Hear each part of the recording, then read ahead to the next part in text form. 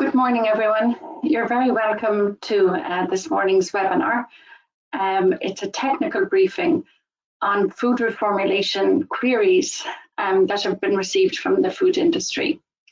So I would like to offer a very warm welcome to everybody attending this morning. My name is Nuala Collins, and I'm working on the task force leading a team of dedicated staff to implement a roadmap for food reformulation in Ireland, which was launched by the Department of Health in December 2021. The reason we are here today is because we need action from the food industry to make the food supply and the food environment healthier. By improving the nutritional composition of foods, individuals and populations can improve their diets and reduce their risk of diseases such as diabetes, hypertension, and cardiovascular disease. And healthy diets are an important feature of the European Commission's Farm to Fork strategy under its Sustainable Food Systems initiative. We are here today responding to a request from FDI to host a technical briefing for the food industry. The content is based on the types of queries that we've received from the industry to date and those that we gathered directly from participants yesterday so that we could tailor the content to your needs. We will have 3 short presentations followed by a Q&A. Sinead O'Mahony, Technical Executive at the Task Force, will review the nutrients for reformulation in the priority food categories, baseline calculations, and 2025 target nutritional composition. Dr. Breige McNulty, Assistant Professor in Human Nutrition in UCD, Institute of Food and Health, will review the priority food categories and descriptors. And Dr. Kevin Burke, lecturer in statistics at the University of Limerick, will cover the data sets available to the task force for monitoring progress. These short presentations will be followed by a Q&A, and we will be joined by Dr. Wayne Anderson, Science Director at FSAI and Adjunct Professor at UCD, and Dr. Graham O'Neill, lecturer in food chemistry and food ingredients at TU Dublin for the Q&A.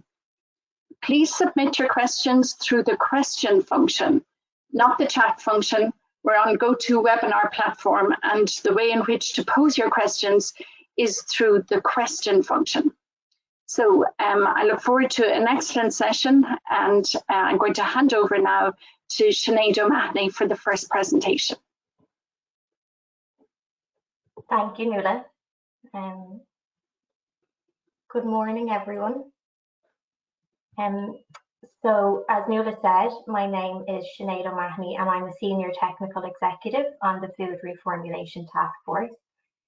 This morning, I'm going to present to you a tool that we've developed, a decision tree and calculator for determining the reformulation targets of a food product against its baseline nutrient content. The tool should be available in the handout section of this GoToWebinar. You should be able to download the tool. It's an Excel file, but I'll also be sharing it on the screen. So to begin with, just to recap, a roadmap for food product reformulation outlines that priority food categories should reduce their sugar content by 20%, saturated fat content by 10%, salt content by 10%, and energy content by 20% by 2025. And in June last year, the Food Reformulation Task Force published a report on the 40 priority food categories. And this report outlined the priority food categories for food reformulation and the target nutrients that these food categories were priority for. The context of the decision tree and calculator is within the 3 reports that were published last year. So a technical report on the methodology for setting nutrient baseline values, the nutritional characteristics report of priority food categories for food reformulation in Ireland, and the priority food categories for food reformulation in Ireland report. And these are all available on our webpage. And I'm not going to recap or go through their content in detail today. But I wanted to just state that the tool that I'm going to show is developed in the context of these reports. So as Nuala said, in response to queries and clarifications that we've had from food industry on how food businesses can establish their reformulation baseline and determine the target nutrition composition of their food products by 2025, we've developed this decision tree and calculator. So I'm going to open it on my screen now, and hopefully I see that everyone should be able to see it there. So this is a decision tree for determining the reformulation targets for a food product against its baseline nutrient content. And the purpose of this decision tree is to guide food businesses on how to determine the reformulation targets that apply to their food product and the data they should use to establish their reformulation starting point. And we call this, or refer to this, as a reformulation baseline. And this reformulation baseline is then used to determine the nutrition composition that a food product should achieve by 2025 by applying the percentage target nutrient reductions to the reformulation baseline.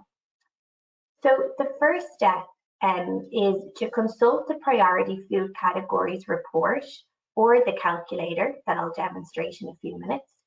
And based on that, you need to determine, does your food product fall within a priority food category? If the answer is no, reformulation is discretionary. So although your food product does not fall within a priority food category, reformulation could improve its nutrient content. And if the answer is yes, if your food product falls within a priority food category, your product is required to be reformulated, and you need to identify your baseline and the relevant target nutrients for reformulation. So to do this, you need to determine, do you have a record of the nutrition composition of your food product in 2015? If you do, if it's yes, then you do have a record of that food product, you use the 2015 product nutrition composition information as your reformulation baseline. If you don't have nutrition composition data in 2015, you need to determine if your food product has been reformulated since 2015. If the answer is yes, you use the earliest food product nutrition composition information available since 2015 as your reformulation baseline. If your answer is no, you need to determine, is your food product a new product to market in 2023? If it is a new product, if it's new product development, you can contact the Reformulation Task Force and we'll discuss the product specifically directly with you. If it's not new product development, you can use the current food and product nutrition composition information as your reformulation baseline. So once you've determined which of the three options for a reformulation baseline that you're going to use, you then determine the nutrition composition that your food product should achieve by 2025 by applying the target nutrient reductions to the reformulation baseline. And the target nutrient reductions, as I've outlined in the slides, is 20% reduction to energy, 20% reduction to sugar, 10% reduction in salt, and 10% reduction in saturated fat. And depending on which priority food category your food product falls into, one or all of these targets will apply. Once you have determined the nutrition composition of your product by 2025, you can develop a strategy in order to achieve the 2025 nutrition profile of your food product and start or continue reformulating as appropriate. Now, I mentioned we've developed a calculator that will support this work. And in this calculator, I've included an example of a grain-based and ready-to-eat breakfast cereal. So this is a calculator for determining the reformulation targets for a food product against its baseline nutrient content. In this section here, you can select from the drop-down menu the food category that your product falls into. And in this example, I'm selecting ready-to-eat breakfast cereals. And the calculator is now telling me that ready-to-eat breakfast cereals are a category that are prioritized for the reformulation of energy and sugar and salt by 2025. So in this calculator, I can enter my reformulation baseline, which let's just say for this product is the 2015 nutrition composition. And I have the figures in here, but I'll just enter them again to show that the calculator then calculates the percentage reduction and determines the nutrition composition that your food product should achieve by 2025. So just as example, if I set this to 0, the sugar or the energy goes to 0.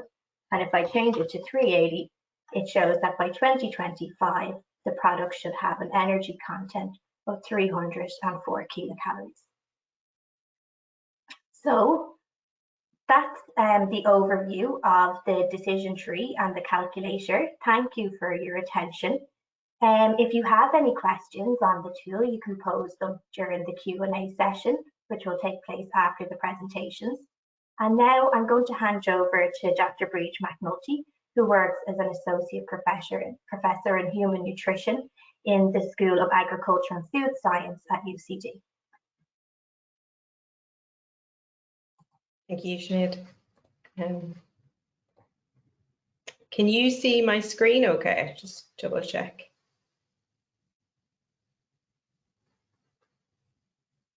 Yeah, I can see that okay. Perfect. So thank you, Sinead, and as Sinead indicated, I'm going to go through, I suppose, the historical way we've developed the food categories in Ireland, and also how we came up with the methodology and how we established the priority food categories in terms of reformulation. So as we probably know, in terms of food classification or categorization, we use it in nutrition. It's really important that we're able to group foods together with similar characteristics. And it enables us to ensure when we look at dietary patterns, when we look at dietary patterns, we're enabled to make an assessment of them. And that's why we use food categorization. And there's various categorizations. Yeah. Breige, sorry, we're seeing your slides yes, we're back to presenter mode. Perfect. Thank you. Okay. Okay. So there's various classification systems used globally in relation to food composition data and food consumption data. For example, Langwell or Food X2, which is used by the European Food Standards Agency, EFSA, in terms of risk assessment or risk analysis. And then each kind of country would have their own national food classification system that they use to look at food consumption.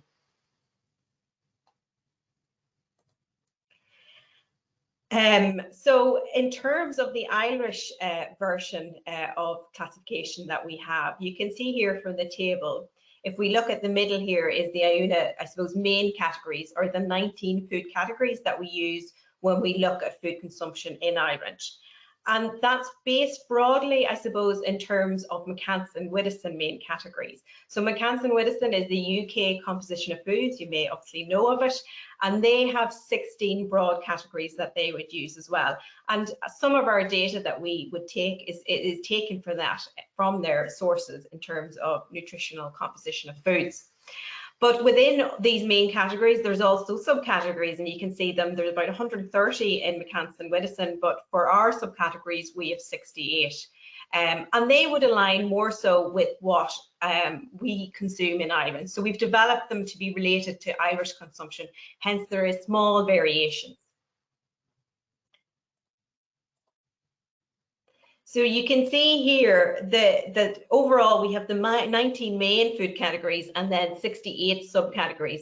And that is a way in which we can monitor our food consumption data in the different population groups. We can review nutrient intakes in terms of dietary recommendation, what food categories are contributing to those dietary intakes, and also review overall dietary patterns. But there are always flexibility in them categories. So we have the main categories, but also the subcategories. Then on to how we came up with the priority food categories. So in terms of how we developed them, we looked at 4 different population groups. We can see here in the orange, we looked at children, adolescents, adults, and older adults.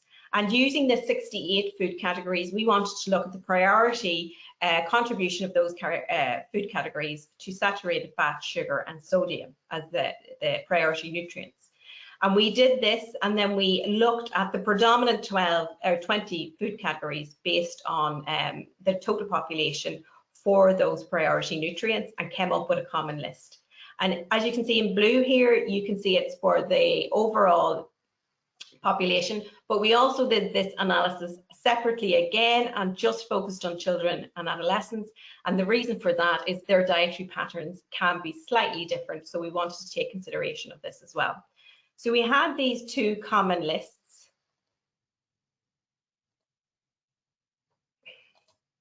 And as you can see here, in the total populations list, we had 41 food categories. And then in the children and adolescents list, we had 36 food categories. So what we did was we combined both lists together and we came up with 42 food categories. And 35 food categories within that list existed on both common lists for the total population and for children and adolescents. 6 was exclusive to the total population, with 1 being exclusive to children and adolescents. So we used those 42 food categories and we did a comparative analysis in terms of reformulation guidance from Public Health England and the WHO, and also looking at the food categories that existed within that 42 list in terms of what potentially should be included and excluded. So the first thing we did was we actually excluded 6 food categories from that 42, and that was because they were fresh produce or homemade or contained alcoholic beverages. So this is your food category like whole milk or egg and egg dishes, where reformulation wasn't applicable. Then we had a comparison analysis from the PHE and WHO reformulation guidance, and 31 food categories matched.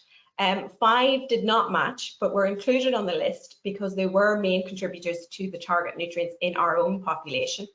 And then we decided to actually include 4 other food categories that weren't on the main food category list to begin with, but they were in the guidance from PHE and WHO, and therefore made sense to include in our final list as well. So that left us with a list of 40 food categories, and that became the priority food categories. Then just to say, we did do further analysis in terms of looking at that 40 food categories and looking at the nutritional characteristics of the products within that. And we did that in terms of looking at the Irish National Food Ingredients Database, which is the database created with every survey or version of it, and collects all the branded food products. And in this case, covered 80% of the branded food products collected for the National Teens Food Survey and the National Children's Food Survey. And when we did that and compiled that list for the 40 food categories, we came up with a total brand product list of 4,450. And that equated to, as you can see here from the table, equated to different percentages in different food categories. And we were able to do that in-depth analysis looking at the target nutrients, the average composition, and also average portion size. And as Sinead has indicated, the reports on that are published on the FSAI's website. So I would like to leave it there and ask if you have any questions, just pop them in the question box and we'll happily answer them at the end. But also to introduce Dr. Kevin Burke, who's a lecturer in statistics from the University of Limerick, who's going to give the next presentation looking at the monitoring approach. Thanks, Breige. Share my slides there. Yeah.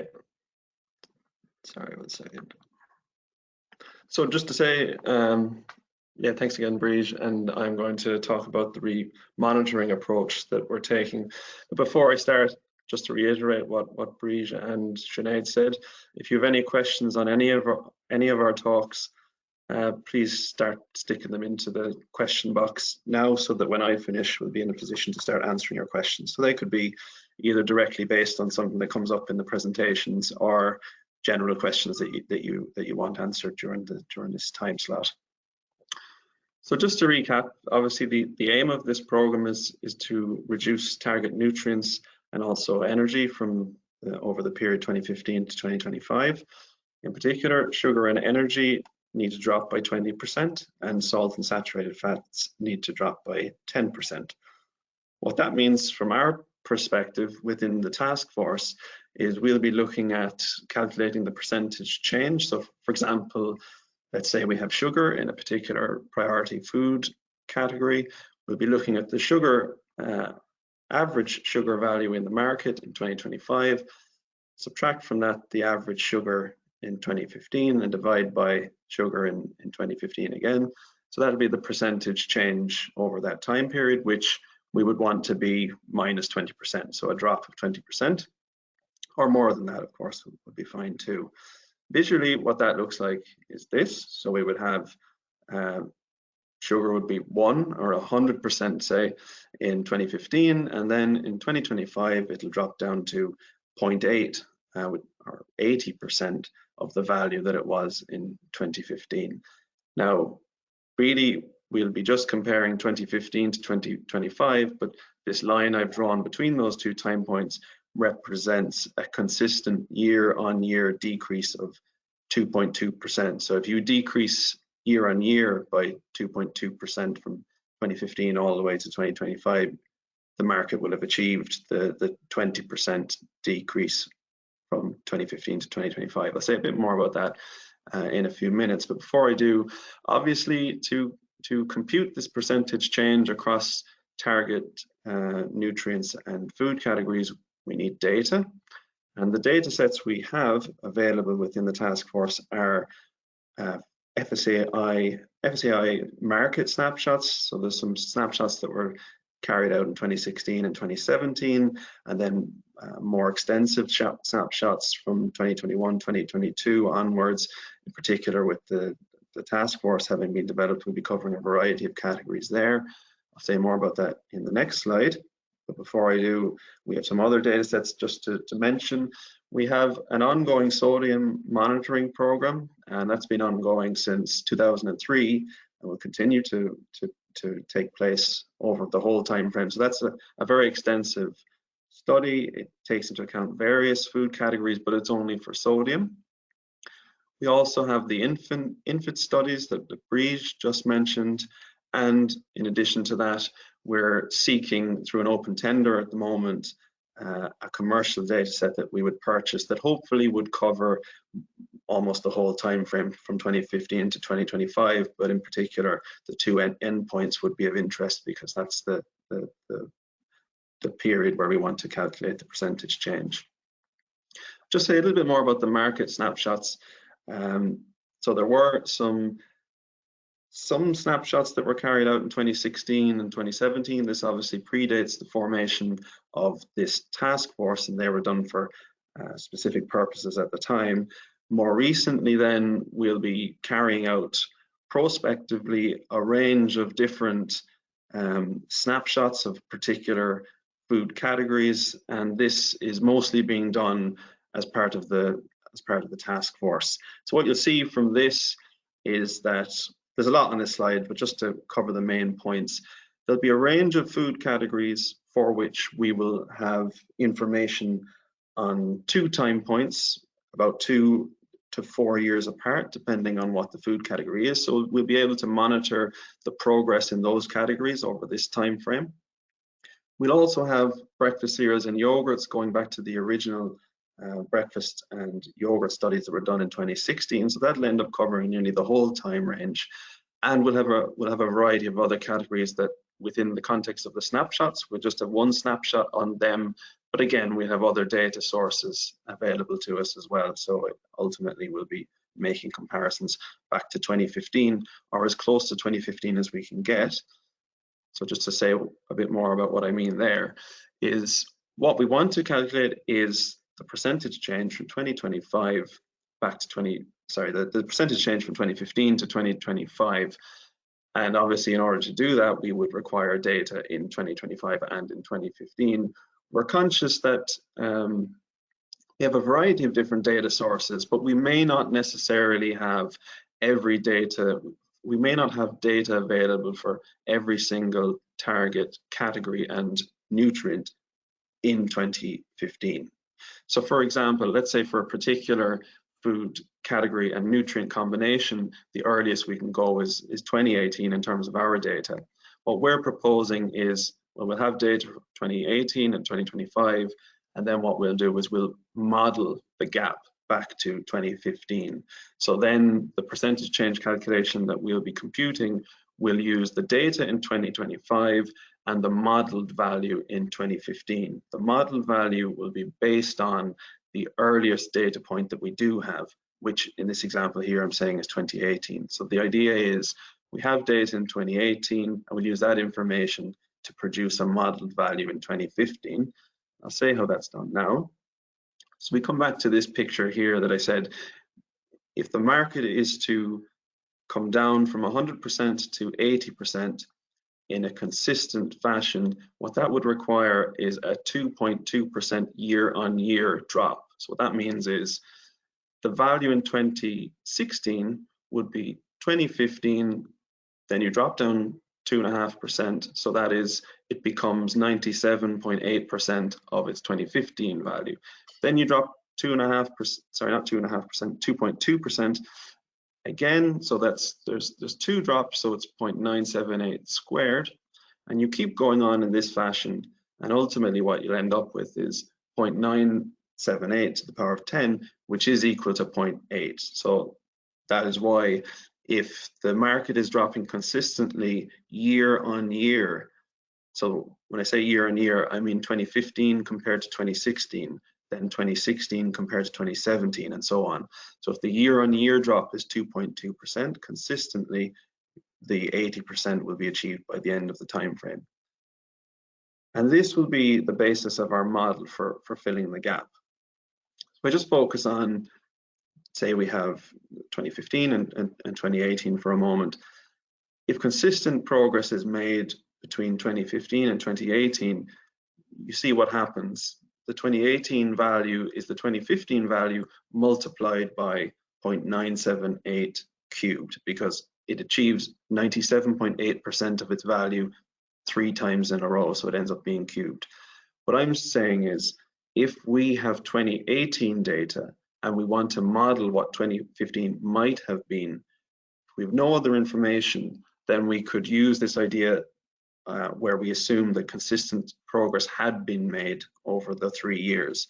So if you just notice this formula here, to go from 2018 to 2015, you're multiplying by 0.978. If we want to go backwards in time from 2018 to 2015, you're dividing by that same factor.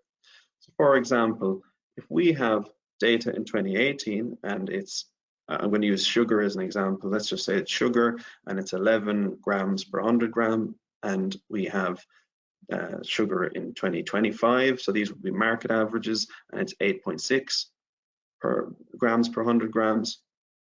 We want to model the gap backwards to 2015. So we'll divide the 11 by this factor 0.978. To the power of 3, which gives us a modeled value of 11.8. And what this is saying, so this is an assumption.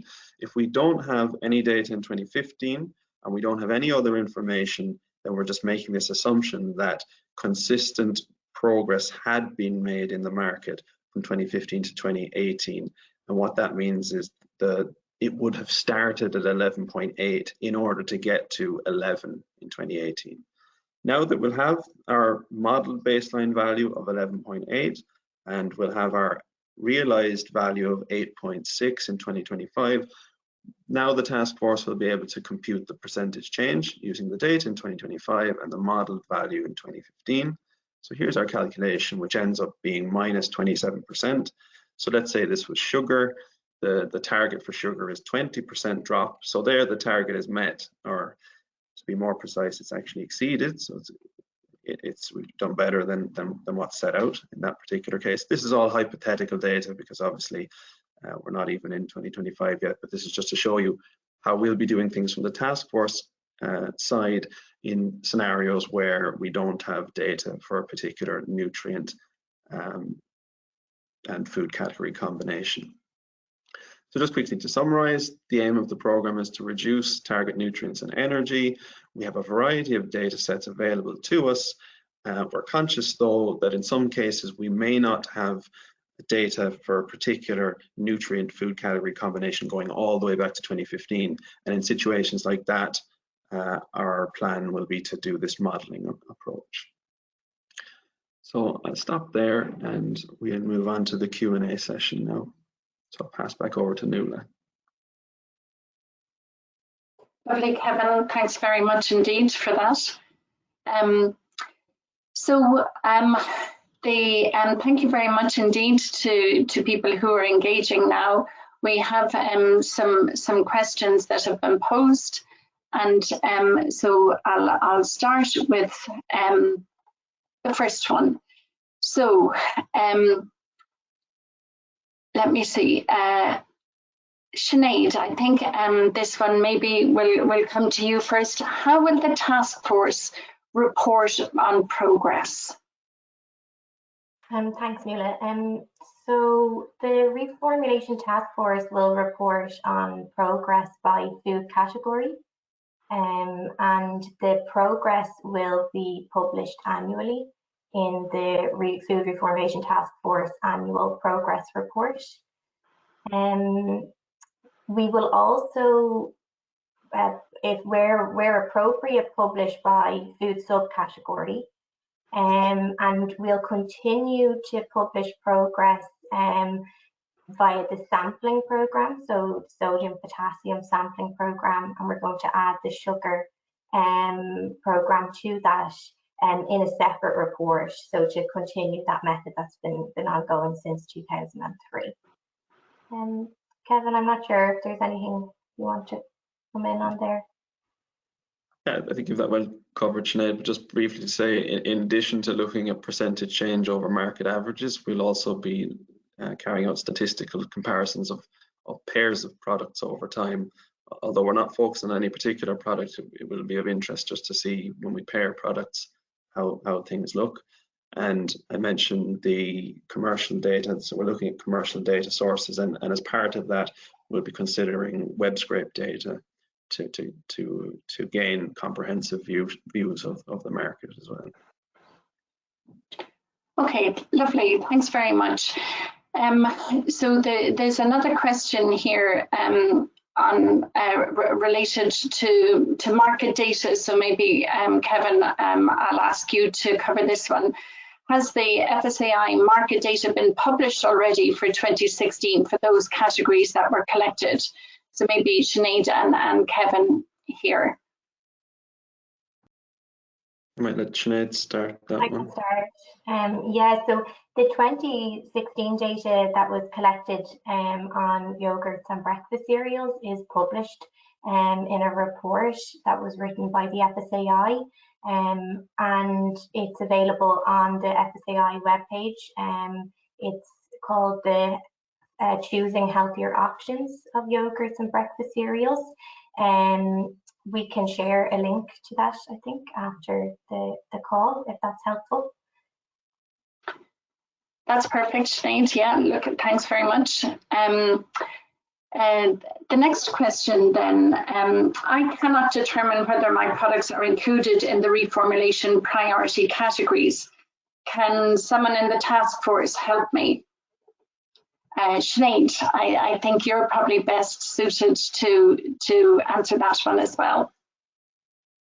Thanks, Nuala. So yeah, you can contact us at the Reformulation Task Force web or email address, and with detailed information of your product, and we can provide information on which category it falls into. We also are where we've received feedback from the industry on how food products should be classified, and so based on that we are working on providing some additional guidance. Breige, I don't know if there's anything else you want to add to that. No, as I said in the presentation, we're always flexible looking at the subcategories in determining especially the reason why we would do something, and in this case reformulation. So yeah, we're happy to look at that in terms of potential subcategorization for those categories, the main 40 food categories. Yeah. Okay, thanks for that, Breige. There's one here, I think, that I can answer. If companies do not reach the reduction targets by 2025, will the deadline be extended? And in terms of this, the roadmap for food reformulation has been really clear that the roadmap, the period of food reformulation will extend from 2015 to 2025, and that any subsequent parts of the programme will be guided by the extent of progress up to 2025. And the roadmap also states that the issue of whether the current voluntary framework will need to be supplemented with mandatory reformulation measures or fiscal measures would remain under review. And we've had two public meetings last year in June and December, and Healthy Ireland clearly stated at those meetings and reiterated the message that other measures may be considered if adequate progress isn't made. I think that covers that. Wayne, is there anything supplementary there? Yeah, I think really, I mean, anyone in the industry should probably realise the strength of the resolve in the Department of Health, to be honest. I sit on the OPOG group from time to time, which is overseeing the obesity action plan, for which this reformulation strategy is part of it. And you know, we've seen them introduce sugar tax, we've seen them introduce alcohol bills, all of which are public health related measures, which aren't necessarily in line with any other countries in EU. And you know, I think my read of it is very much that if they don't see the progress they're expecting from the industry, that they will seriously consider legislative measures, be them taxes or be them compulsory reductions or maximum limits. I don't know which way it would take, but I think it'd be wrong for the industry to rely on the Department of Health not doing anything further to make this work. Okay, lovely, Wayne. Thanks very much indeed. There's a question here around yogurt and the saturated fat content. Saturated fat reduction is new to yogurt reformulation in the UK. How feasible is this in yogurt? And Graham, could I ask you to comment on that? Sure, Nuala. I mean, with regards to the reformulation of yogurt, I think there's a couple of options there for food companies in terms of trying to replace the texture from the fat contribution. You know, you can look at the role of protein, slight increase in protein content, microparticulation of the protein, and then also looking at the role of large polymers in the protein to replace it from a textural perspective as well. And there's quite a large list of polymers that will be suitable. So I think from a reformulation point of view, I think there is a number of options there that are available to the food companies. Okay, lovely. Thanks very much indeed. There's a question relating to the Codex standard for certain products governing the compositional requirements. So, for example, certain dairy products making reformulation challenging, if not impossible. So in relation to this, the Codex standard sometimes provides composition within a minimum and maximum range of, for example, fat percentage. So if a product is at the minimum, there may not be an option for reformulation.